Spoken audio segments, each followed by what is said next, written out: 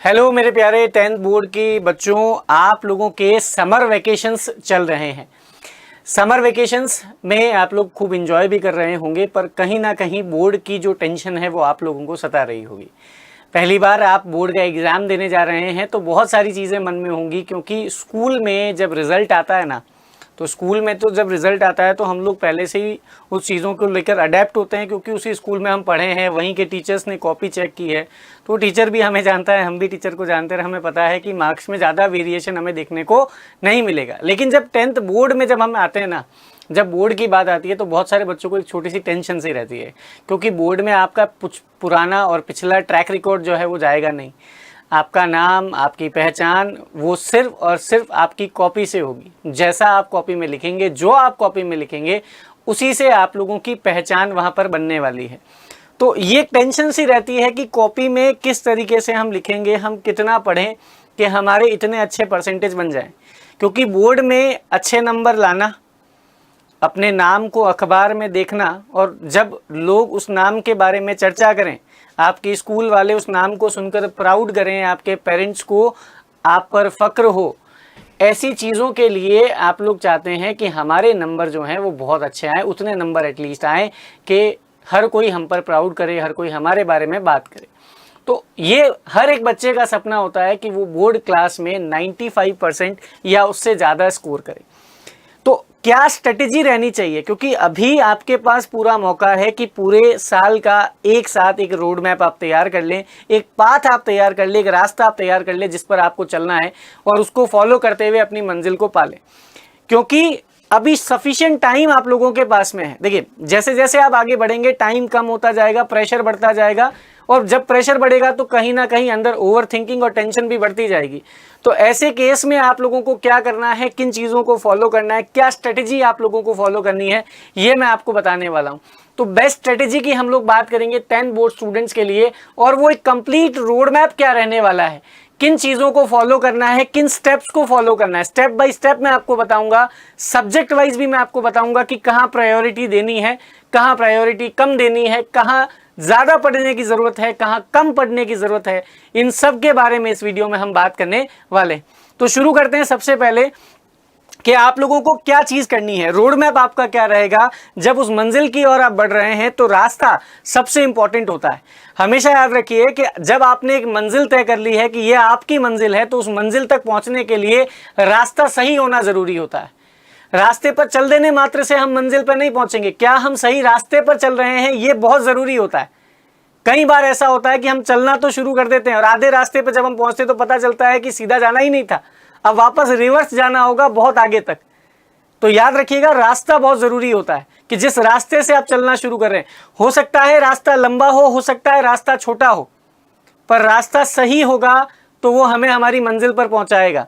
लंबा रास्ता है लेकिन मंजिल तक जाता है, छोटा रास्ता है लेकिन मंजिल पर नहीं लेके जाता है, तो दिखती सी बात है रास्ता भले लंबा हो लेकिन मंजिल पर ले जाने वाला होना चाहिए। तो अब वो रास्ता कैसा रहेगा, उसमें क्या क्या स्टेप्स आपको करने हैं। सीढ़ियां जब चढ़ रहे हैं तो कौन सी सीढ़ी पे कौन से पांव को रखना है, कब रखना है, कैसे रखना है, ये बहुत ज़रूरी है। तो स्टेप बाय स्टेप मैं आपको बताऊंगा कि किन स्टेप्स को आपको फॉलो करना है और किस वे में फॉलो करना है। ये हिरार्की रहनी चाहिए। समझ रहे हैं मेरी बात को। सबसे पहली चीज क्या है, कंप्लीट सिलेबस बिफोर टाइम। आपको हर एक सब्जेक्ट में अपने सिलेबस को टाइम से पहले कंप्लीट करना होगा। अब टाइम से पहले कंप्लीट करने का मतलब क्या, मान लीजिए कि आपके हाफ ईयरली एग्जाम्स अक्टूबर में मान लेते हैं, या नवंबर फर्स्ट वीक में है, तो ऐसे में आपका सिलेबस सितंबर में कंप्लीट हो जाना चाहिए। मतलब अक्टूबर फर्स्ट वीक आते आते तो आपको 110% ये इंश्योर करना है कि आपका हर सब्जेक्ट का सिलेबस आपने कंप्लीट किया है या नहीं किया है, ये इंश्योर करना होगा। क्योंकि जब आपके पास में सिलेबस कंप्लीट करने के बाद में 20 या 25 दिन होंगे जिसके बाद एग्जाम होगा, तो आप अपने आप को रिलैक्स फील करवा पाएंगे, ज़्यादा प्रेशराइज फील नहीं करेंगे, टेंशन में नहीं आएंगे।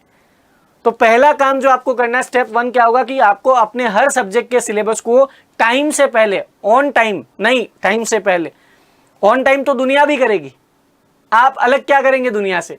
तो सिलेबस को टाइम से पहले कंप्लीट करना है। क्यों करना जरूरी है? क्योंकि जब टाइम से पहले जब आप सिलेबस करेंगे तो आपके पास में एक प्रॉपर वे होगा, एक प्रॉपर टाइम होगा कि आप उसमें क्या कर पाएंगे, रिवीजन कर पाएंगे। क्या कर पाएंगे? रिवीजन कर पाएंगे। क्योंकि जब सिलेबस ही टाइम से पहले पूरा हो गया है तो आपके पास में रिवीजन का बहुत अच्छा मौका है। और जब आप रिवीजन कर पाएंगे तो आप अपनी नॉलेज को रिफाइन कर पाएंगे, आप अपने कॉन्सेप्ट्स को बिल्डअप कर पाएंगे, उन्हें वापस से अच्छे तरीके से सेटअप कर पाएंगे अपने दिमाग में। क्योंकि जो पहले पढ़ा है और वो वापस जब रिवाइज करेंगे तो याद रह जाएगा, नहीं तो एकदम से पहले पढ़ा था उसको एकदम लास्ट में पढ़ रहे हैं तो कुछ भी याद नहीं आएगा। तो पहली चीज, सिलेबस को टाइम से पहले कंप्लीट करें। प्रॉपर रिवीजन का टाइम मिलना चाहिए। ऐसा नहीं होना चाहिए कि आज सिलेबस कंप्लीट हुआ है, कल एग्जाम है, कुछ नहीं कर पाओगे। प्रेशर में इतना आ जाओगे कि जो याद था वो भी भूल जाओगे। अब मान लीजिए कि मेरा आज सिलेबस पूरा हो गया, मेरे पास अभी 20 दिन या 25 दिन पड़े, उसके बाद मेरा एग्जाम होना है, तो मेरे पास एक प्रॉपर टाइम है, मेरे पास एक प्रॉपर सिनेरियो है। तो ये चीज ध्यान रखना, प्रॉपर रिवीजन का टाइम मिलना चाहिए हर एक सब्जेक्ट में। तीसरा स्टेप ये कहता है कि भैया आपने सिलेबस कंप्लीट कर लिया, आपने रिवीजन कर लिया, अब आपका काम होना चाहिए solve PYQ, previous year question paper solve करोगे। जब आपने पढ़ लिया है पूरा, आपने रिवीजन भी कर लिया है, तो अब आप अपनी नॉलेज को चेक करना चाहोगे, अपने आप को इवैल्यूएट करना चाहोगे कि जो मैंने पढ़ा है क्या उसमें से मैं क्वेश्चंस को सॉल्व कर पा रहा हूं क्या इसमें से मैं चीजों को हैंडल कर पा रहा हूं क्या। तो थर्ड नंबर पे आपका क्या आएगा? सॉल्व पीवाईक्यूज, मतलब प्रीवियस ईयर क्वेश्चन पेपर आपको करने होंगे। ये तीसरे स्टेप में आएगा। जब प्रीवियस ईयर क्वेश्चन पेपर करोगे तो हो सकता है कुछ गलतियां भी होंगी, उन गलतियों से ये समझ में आएगा कि क्वेश्चन किस वे में पूछा गया, मैंने किस वे में सोचा, और अगर मैं इसका आंसर गलत दे रहा हूं तो क्या मैंने इसका कॉन्सेप्ट अच्छे से नहीं पढ़ा था क्या, या ये टॉपिक मेरा वीक है क्या, या ये टॉपिक मैं पढ़ते हुए भूल गया क्या। ऐसी बहुत सारी चीजें आपको समझ में आएगी जब आप क्या करेंगे, पीवाईक्यू करेंगे। तीसरा स्टेप है पीवाईक्यू। चौथे नंबर पे आएगा जब आपने ये भी कर लिया है, रिवीजन भी कर लिया है, पीवाईक्यू भी आपके हो गए हैं, अब आपको इस ईयर के सैंपल पेपर या जो मॉडल पेपर हम कहते हैं वो सॉल्व करने होंगे। 5 या 7 या 10 सैंपल पेपर लेके बैठो, आराम से उनको सॉल्व करो बैठ के। क्योंकि जब सब पढ़ चुके हो तो अब काम क्या बचा है? अब काम बचा है क्वेश्चन पेपर सॉल्व करने का। क्योंकि नॉलेज को चेक करना जरूरी है। मैंने पढ़ लिया, मुझे आता है, तो मुझे आता है लेकिन मैं क्वेश्चन कर ही नहीं पा रहा हूं, तो मुझे आने से और नहीं आने से कोई फर्क ही नहीं पड़ेगा। तो मेरे लिए लॉस ही हुआ ना सब।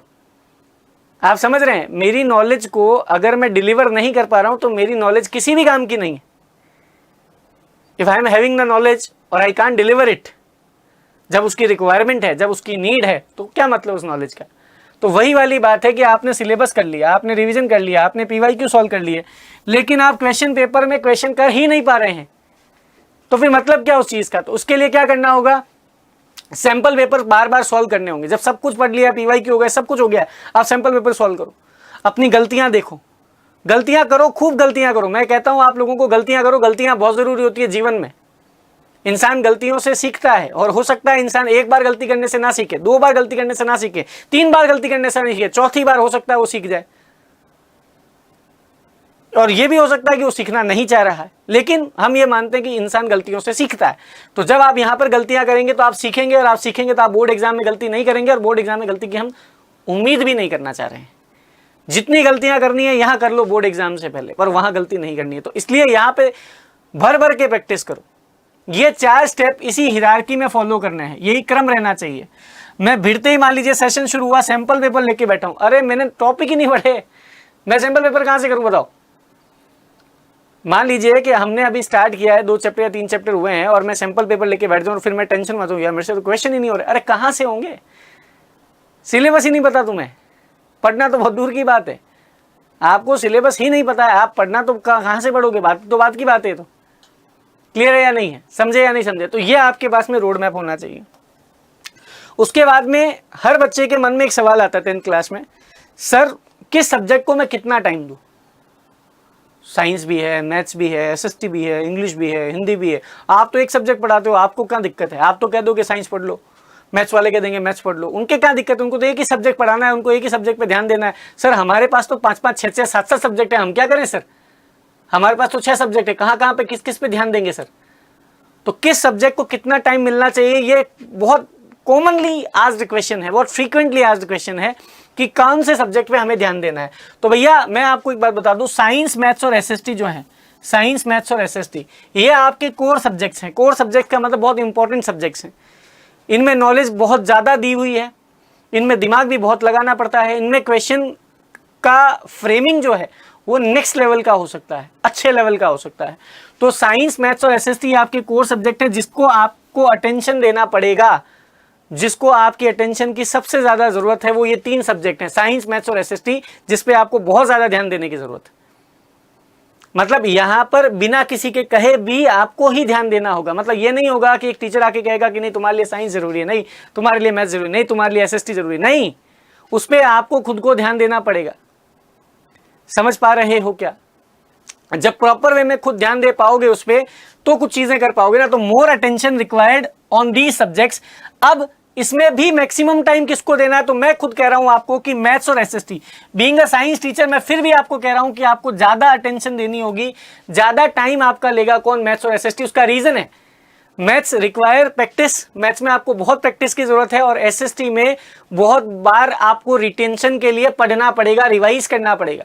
तो एसएसटी और मैथ्स ये वो 2 सब्जेक्ट्स हैं जहां पर आपके अटेंशन की बहुत ज्यादा जरूरत होगी, बहुत ज्यादा टाइम टेकिंग प्रोसेस होगी। मैथ्स तो में तो प्रैक्टिस लगी रही है, एसएसटी में आप मैप पढ़ेंगे, आप बहुत सारी डेट्स पढ़ेंगे, आप हिस्ट्री के बारे में जानेंगे, इकोनॉमिक्स, ज्योग्राफी, सिविक्स, इतनी सारी चीजें आपको पढ़नी है वहां पर कि आपको बार बार उसको मेमोराइज करना होगा, रिवाइज करना होगा। तो ये मैं कह सकता हूं कि साइंस में तो फिर भी थोड़ा सा लॉजिकल चीजें हैं, थोड़ा साइंस में आप अगर एक अच्छा बच्चा थोड़ी अच्छी नॉर्मल वे में भी प्रैक्टिस कर ले तो उसका काम चल सकता है। लेकिन यहां पर क्या होगा, यहां पर आपको थोड़ा ज्यादा टाइम देना पड़ेगा। किसमें? मैथ्स में और एसएसटी में। किसमें टाइम देना पड़ेगा? मैथ्स में और एसएसटी में। यहां पर आपको ज्यादा टाइम देना पड़ेगा। ये क्लियर है? तो maximum time requires in maths and SST. Prefer करो कि नाइट में मैथ्स को सॉल्व करो। देखो ये ये मेरा मानना है, इस चीज को अगर आप ट्राई या इंप्लीमेंट करके देखेंगे तो आपको समझ में आएगा। नाइट टाइम में क्या होता है कि जनरली 9 साढ़े 9 बजे के आसपास एक जनरल टाइम होता है जिसमें सब लोग खाना खा लेते हैं। उसके बाद हमारा आधे घंटे के बाद शुरू होता है नींद का फेज, मतलब नींद आना शुरू हो जाती है। आजकल हालांकि जेनजी या और जो हमारे जनरेशन्स हैं उनमें थोड़ा सा जो क्रेज़ है वो मोबाइल का और सोशल मीडिया प्लेटफॉर्म्स पर एक्टिव रहने का है, जिस वजह से नाइट टाइम थोड़ा सा उनका ज़्यादा है, स्क्रीन टाइम नाइट में, और लेट सोते हैं। ऐसा एक थोड़ा सा जनरल ट्रेंड देखने को मिला है। तो इसलिए मैं कह रहा हूं कि प्रिफर करो कि नाइट में जो नींद का टाइम है उस टाइम मैथ्स सॉल्व करो। रीजन क्या होती है? क्योंकि मैथ्स आसानी से सॉल्व होती नहीं है, प्रैक्टिस करनी पड़ती है। अटकोगे तो दिमाग वहां पर घूमेगा, दिमाग वहां पर फंसेगा, और जब दिमाग फंसेगा इसका मतलब ब्रेन आपका एक्टिव होगा, और ब्रेन जब आपका एक्टिव होगा तो वो उस समय आपको सोने पर मजबूर नहीं करेगा। आप कहीं अटक चुके हैं, कहीं फंस चुके हैं, तो उस समय नींद एकदम से नहीं आएगी। ये चीज ध्यान रखना। That's why I always prefer कि नाइट में आप मैथ्स पर प्रैक्टिस ज्यादा करें। जैसे अगर जिनका 11 12 साइंस सब्जेक्ट होता है मैं उनको कहता हूं फिजिक्स पढ़ो रात को, तो उसी तरीके से नाइट टाइम में आपको क्या पढ़ने की जरूरत है? मैथ्स को पढ़ने की जरूरत है। क्यों? क्योंकि जब आप मैथ्स को सॉल्व करोगे, वहां पर क्वेश्चन सॉल्व करोगे, तो वहां पर टाइम ज्यादा लगेगा, उलझोगे, ब्रेन एक्टिव होगा, नींद की प्रोसेस थोड़ी डिले कर देगा वो, और जैसे ही नींद की प्रोसेस डिले होगी तो रात में टाइम मिलेगा पढ़ने का, सेल्फ स्टडी का, वो भी मैथ्स को। अर्ली मॉर्निंग में आप क्या पढ़ सकते हो? एसएसटी पढ़ सकते हो। अगर आप नाइट आउल नहीं है, मतलब रात को जागने वाले नहीं है, सुबह उठकर पढ़ने वाले हैं, तो सुबह जो उठकर जल्दी पढ़ सकते हैं उन्हें मैं कहूंगा कि अर्ली मॉर्निंग आपको एसएसटी पढ़नी चाहिए। उसका रीजन क्या है? आप सुबह सुबह उठे हैं, आपका दिमाग वो बिल्कुल फ्रेश है, अभी कोई भी चीज़ आपके दिमाग में भरी हुई नहीं है, कोई प्रेशर अभी right now you are not feeling, बहुत शांत एनवायरनमेंट होता है अर्ली मॉर्निंग में।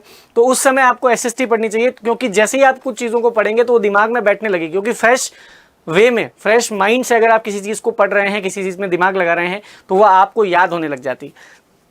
तो अर्ली मॉर्निंग में आपको एसएसटी पढ़नी चाहिए, ठीक है। अर्ली मॉर्निंग में एसएसटी पढ़नी चाहिए, और प्रीफर करो कि नाइट में किसको सॉल्व करोगे? मैथ्स को सॉल्व करोगे। तो ये एक स्ट्रेटेजी अगर आप सब्जेक्ट वाइज फॉलो करें तो ज़्यादा अच्छा रहेगा।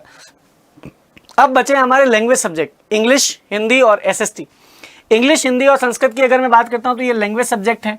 यहां पर अटेंशन कम चाहिए आपको टाइम कम देना होगा, लेकिन कम टाइम का मतलब ये नहीं कि बिल्कुल नेग्लेक्ट कर दे कि जरूरत नहीं है मुझे इसकी, मेरे मेन सब्जेक्ट्स तैयार पड़े। अरे नहीं, टाइम सबको देना है, कद्र सबकी करनी है, याद रखना। बात समझ? छोटी सी चींटी बड़े से हाथी को नचा लेती है, एक इतनी सी छोटी सी चींटी। तो वही वाली बात है कि एक सब्जेक्ट है जिसकी कोई वैल्यू मान लेते हैं कि आप नहीं करते होंगे, वो वैल्यू आप, वो सब्जेक्ट आपका परसेंटेज गिरा देगा, वो सब्जेक्ट आपको फील कराएगा कि मेरी वैल्यू क्या थी, है या नहीं है। एक जीरो की भी वैल्यू होती, पता है कि नहीं है? जीरो इस तरफ आ जाए तो नंबर कम हो जाता है, इस तरफ आ जाए तो नंबर बढ़ जाता है, वो वाला सीन होता है कि नहीं होता है? तो वो एक जीरो की वैल्यू बहुत बहुत मैटर करती है, एक पॉइंट की वैल्यू बहुत मैटर करती है। पॉइंट कहाँ लग जाए वो दिक्कत दे देता है या नहीं? उसी तरीके से अगर मान लीजिए मैं किसी सब्जेक्ट को ये समझ लूँ इसकी क्या जरूरत है मुझे, ये क्या कर लेगा मेरा, अरे भैया बहुत कर लेगा वो तुझे वापस 10 देने पे मजबूर करवा सकता है। तो लैंग्वेज सब्जेक्ट्स को कम टाइम दो, लेकिन रेगुलर बेसिस पे दो, रोज पढ़ो। टाइम भले 10 मिनट का ही दे रहे हो, 12 मिनट का ही दे रहे हो, 15 मिनट दे रहे हो, 5-7 मिनट ही रिवाइज कर रहे हो, कोई बात नहीं, रेगुलरिटी पे करो। कंसिस्टेंसी मेंटेन होनी चाहिए। किसी सब्जेक्ट के साथ में भेदभाव मत कर देना कि भैया मेरे को इसकी जरूरत है, इसकी जरूरत ही नहीं है। तो नहीं, सब जरूरी है लाइफ में, सब कुछ जरूरी है। तो इसलिए प्रॉपर वे में टाइम देने की जरूरत है। इंग्लिश, हिंदी और संस्कृत में लैंग्वेज सब्जेक्ट है, कम टाइम दे बट रेगुलर बेसिस पे इसको क्या करना है, पढ़ना है। नेक्स्ट है मिस्टेक्स जो आपको अवॉइड करनी है। मतलब जब आप पढ़ रहे हैं, जब आप रेगुलरिटी को मेंटेन कर रहे हैं, तो वो मिस्टेक्स जो आपको हमेशा अवॉइड करनी है, जिन चीज़ों पर आपको ध्यान नहीं देना है। और इसी में कुछ चीज़ें मैं बताऊंगा जो आपको फॉलो करनी है। जैसे जो सब्जेक्ट इजी लगे उसको हल्के में नहीं लेना है। ये मिस्टेक काफ़ी बच्चे कर लेते हैं। काफ़ी सारे बच्चे ऐसी मिस्टेक्स करते हैं जहाँ पे उनको लगता है ये क्या सब्जेक्ट है, ये तो मेरे को बहुत अच्छे से आता है, इसमें तो मैं माहिर हूँ एकदम, नंबर देखना मेरे आएंगे। जो वो हो जाता है कि कॉन्फिडेंस ओवर कॉन्फिडेंस में बदल जाता है। तो जो सब्जेक्ट ईजी लग रहा है उसको बिल्कुल हल्के में नहीं लेना है। बहुत ज़्यादा हल्के में ले लिया दिक्कत हो जाएगी, ये ध्यान रखना। प्रायोरिटी केवल एक सब्जेक्ट को नहीं देनी है। अब ऐसा नहीं हो कि मैंने बोल दिया कि मैथ्स की प्रैक्टिस बहुत जरूरी है, एसएसटी की प्रैक्टिस बहुत जरूरी है, तो पता चला मैथ्स और एसएसटी पढ़ रहे हैं, साइंस गई, इंग्लिश गई, हिंदी गई, सब गए। अरे ये नहीं करना है। प्रायोरिटी एक सब्जेक्ट को नहीं देनी है, प्रायोरिटी सबको देनी है, लेकिन टाइम उसके अकॉर्डिंग चलेगा। हाँ, मैं ये कह रहा हूं मैथ्स को बहुत ज्यादा टाइम देना है, इंग्लिश, हिंदी, संस्कृत को बहुत कम टाइम देना है, पर टाइम सबको देना है। केवल एक के चक्कर में, एक की प्रायोरिटी में सबकी 12 नहीं बजा देनी है, ये चीज ध्यान रखना। हल्के में ले लिया सब्जेक्ट तो दिक्कत है, और किसी को बहुत भारी ले लिया और बाकी सबको नेग्लेक्ट कर दिया, वो भी दिक्कत है। तो ये गलतियां नहीं करनी है जो मेजॉरिटी बच्चे करते हैं और वो परसेंटेज टूट जाते हैं, ये दिक्कत है। रेगुलरिटी और कंसिस्टेंसी को ब्रेक नहीं करना है। बहुत सारे बच्चे एक मिस्टेक करते हैं कि रेगुलर बेसिस पे नहीं पढ़ते हैं। मान लीजिए आज किसी ने ये क्लास देख ली, किसी ने ये वीडियो देख लिया, थोड़ा मोटिवेट हुआ, 5-7 दिन पढ़ लिया, उसके बाद वापस से कोई त्योहार आ गया, कुछ आ गया, छुट्टियां आ गई, कोई मौज मस्ती आ गई, बैठ गए, 10 दिन भूल गए। उन्होंने बोला 12वें 11वें दिन 13वें दिन जब भी पढ़ने बैठूंगा एक साथ 12-13 घंटे पढ़ दूंगा, पूरा सब मैनेज कर दूंगा। ऐसा नहीं होता है, ऐसा नहीं होता है। मान लीजिए नवरात्र है, 9 दिन का फास्ट है, तो आदमी 10वें दिन 9 दिन का खाना एक साथ खा लेता है क्या? या पहले दिन से पहले कि 9 दिन अब खाना नहीं मिलेगा तो एक साथ 9 दिन का खाना खाता हूँ, ऐसा कर लेता है क्या? नहीं करता है, कर भी नहीं सकता है। कर भी लेगा तो हालत खराब हो जाएगी। क्यों? क्योंकि बॉडी झेल नहीं पाएगी उतना। तो जब बॉडी नहीं झेल पा रही तो भैया पढ़ाई कैसे झेल जाओगे तुम? 10 दिन तुमने पढ़ाई नहीं की, 11वें दिन तुमने सोचा 10 दिन की पढ़ाई एक साथ कर डालूंगा, नहीं झेल सकता दिमाग। तो कंसिस्टेंसी को मेंटेन करना है। बहुत सारे बच्चे इसको ब्रेक करते हैं, ये गलती करते हैं। कॉन्सेप्चुअल नॉलेज पर फोकस करना है। बहुत सारे बच्चे कॉमन मिस्टेक करते हैं कि कॉन्सेप्चुअल नॉलेज तो देखते ही नहीं है, रटने वाली विद्या में आ जाते हैं कि अब रट लेंगे इसको, पढ़ा तो वैसे भी है नहीं, कल एग्जाम है, अब क्या करें, फटाफट से याद कर लो इसको, फटाफट से याद कर लो, इसमें क्या दे रखा, जल्दी पढ़ लो, रटने पे आ जाते हैं। तो कॉन्सेप्चुअल नॉलेज पे फोकस करना। अभी you are having the sufficient time, okay. ऐसा नहीं है कि बहुत हार्ड एंड फास्ट चीजें चल रही है, परसों ही एग्जाम है, 2 महीने बाद एग्जाम होने जा रहा है, नहीं भाई, बहुत टाइम है। तो कॉन्सेप्चुअल नॉलेज पे ध्यान दो, अपनी नॉलेज को बिल्डअप करो, अपनी कॉन्सेप्ट्स को बिल्डअप करो, चीजों को जानो, ये ऐसा क्यों है, इसमें क्या रीजन है, इसका क्या कॉन्सेप्ट है। जब कॉन्सेप्चुअल नॉलेज बिल्ड होती है ना, तो इंसान एग्जाम में कभी फंसता नहीं, उसका दिमाग एक्टिव रहता है चीजों को लेकर। तो कॉन्सेप्चुअल नॉलेज पे फोकस करना है। ये गलती नहीं करनी है कि कॉन्सेप्चुअल नॉलेज पे फोकस ना करके रटने वाली चीजों पे जा रहे हैं, ये गलती मत करना। Short note, tricks, mind map पे फोकस करना है। बहुत सारे बच्चे पूरे नोट्स लिख देते हैं, मतलब 40-40 पेज के एक चैप्टर के नोट्स। अरे भाई, उसको एग्जाम में थोड़ी पढ़ पाएगा तू, कल तेरा एग्जाम है, उसको तू 40 पेज को कैसे पढ़ेगा? तो शॉर्ट नोट्स बनाओ, फ्लो चार्ट बनाओ, माइंड मैप बनाओ, डायग्राम से बना दो, है ना, ट्रिक्स बना दो, उसकी कुछ ना कुछ बनाओ जिससे आप पढ़ पाओ। बहुत सारे बच्चे गलती क्या कर रहे हैं, मिस्टेक क्या कर रहे हैं, नोट्स भर रखे हैं पूरे, 2-2 कॉपियां भर दी लिख लिख के। और 2 कॉपियों से करे क्या, इतने नोट्स का करोगे क्या? एग्जाम मान लीजिए कल एग्जाम है और आपको 150 पेज की कॉपी पढ़नी, कैसे पढ़ोगे यार? पॉसिबल ही नहीं है 150 पेज पढ़ना। तो वही उसको समराइज किया होता, 20, 25, 30 पेज होते तो हमें पता चलता कि एक दिन पूरा बड़ा 30 पेज में पूरा चैप्टर हो जाए, मतलब पूरी किताब हो जाएगी। तो आसान है ना। अब बहुत सारे बच्चे लास्ट एग्जाम टाइम से पहले वो कॉपियां ले लेके बैठे होते हैं। अरे पूरे के पूरे नोट्स थोड़ी पढ़ोगे यार, अब कल एग्जाम है, कैसे पढ़ोगे? तो शॉर्ट नोट्स बनाना पड़ेगा, ट्रिक्स बनानी पड़ेंगी, माइंड मैप्स बनाने पड़ेंगे, इन पे फोकस करोगे तो रिजल्ट अच्छा आएगा। तो ये स्ट्रेटेजी आपको ईयर लॉन्ग फॉलो करनी है। इसको टाइम पर इसकी आपको क्या करनी है, ये भी देखना है कि हम इसको सही से फॉलो कर पा रहे हैं या नहीं कर पा रहे हैं। अगर इन चीज़ों को फॉलो करते हो तो आई बेट यू कि भैया आप बहुत अच्छा स्कोर करेंगे अपने बोर्ड एग्जाम्स में, और जो आपका सपना है, जितना आपने एम किया अपने परसेंटेज के लिए, वो आपको मिलेंगे। ठीक है, चलिए, तो इस चीज़ को फॉलो करना है 10th के हमारे सभी बच्चों को, और जिन बच्चों को इस स्ट्रेटेजी वीडियो की ज़रूरत है उनको साथ में इसको शेयर भी करना है। ठीक है, अगर आपको वीडियो अच्छी लगी है तो लाइक कर सकते हैं, शेयर कर सकते हैं, और कमेंट सेक्शन में भी बता सकते हैं। थैंक यू सो मच बेटा, बाय बाय।